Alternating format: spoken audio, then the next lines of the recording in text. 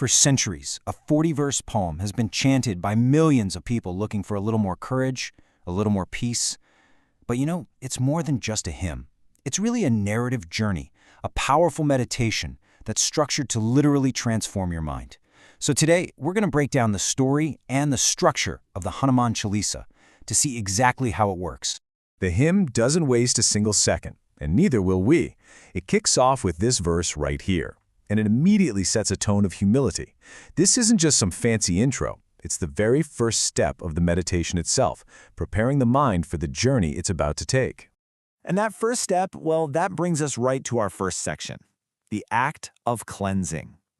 This is what's known as the invocation, where the person chanting sets their intention and gets ready for what's ahead. So, what exactly is an invocation? It sounds pretty formal, right? But simply put, it's a conscious moment where you ask for help. Before the hymn even introduces its hero, it asks you, the chanter, to look inward and just acknowledge your own need for a little guidance to see things clearly.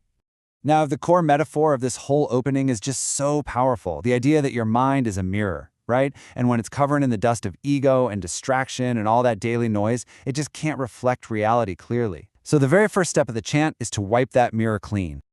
The invocation then wraps up with this incredibly powerful and direct plea. It's a request for the 3 essential tools for a good life. That's strength, intelligence, and wisdom, and a call to remove all the internal junk that blocks our path.